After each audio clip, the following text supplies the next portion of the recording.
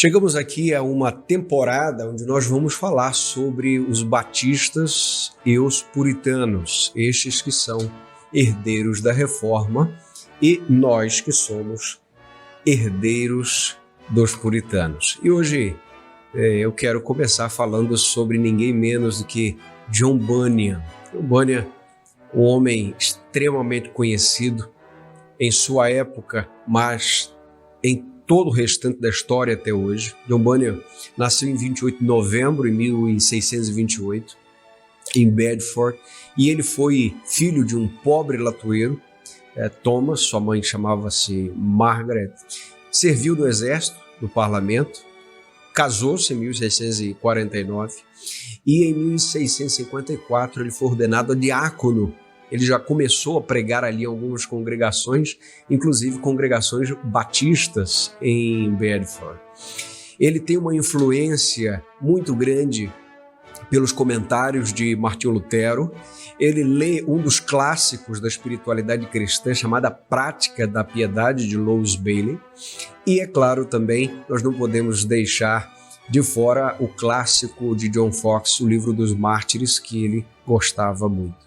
John Bunyan teve vários filhos. A sua primeira filha, Mary, nasceu cega e conviveu com essa cegueira, não é? Em novembro de 1660, ele, por conta de uma desobediência, não é, que era muito comum no puritanismo, ele foi preso por conta de pregar, por conta de não se conformar, e ele fica cerca de 12 anos na prisão de Bedford. E ele dizia o seguinte: olha, se eu for solto hoje, eu vou pregar amanhã. E por conta disso ele ficou preso quase que continuamente até 1672, porque ele não se comprometia a parar de pregar, não é? Quando ele sai, ele se torna, nesse ano de 1672, pastor da Igreja Batista em Mill Street, em Bedford, não é? E ele é, claro, novamente aprisionado em 1675, e é nesse tempo que ele escreve o livro mais conhecido da história, depois da Bíblia, chamado O Peregrino. E ele tem a continuação da Peregrina, né? Esse é um livro menos conhecido, mas também da lavra de John Bunyan.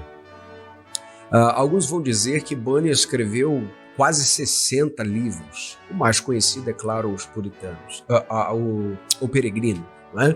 A popularidade de Bunyan, inclusive, era maior fora da Inglaterra, por exemplo, Escócia, Estados Unidos, do que na própria Inglaterra. Ele tem um estilo muito claro, muito acessível, não é? Um estilo alegórico, inclusive, não é? As alegorias de Bunyan, elas sempre apontavam para a luta do servo de Deus contra as hostes do inimigo. E Bunyan, depois disso, não é? Depois dessa última prisão, ele é solto por influência de ninguém menos que John Owen, em 1677. E quando ele pregava em Londres, durante a semana, por exemplo, cerca de 1.200 pessoas iam ouvir John Bunyan. E aos domingos, cerca de 3.000 pessoas ouvindo aquele pobre latoeiro.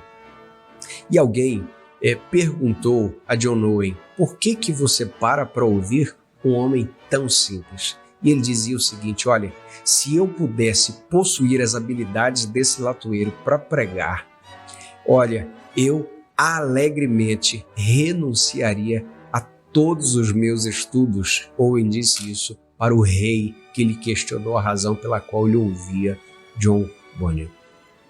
Em 1688, ele profere o seu último sermão, em João capítulo 1, versículo 13, e insta aos crentes a viverem diante de Deus, olhando-o como Pai em seu rosto.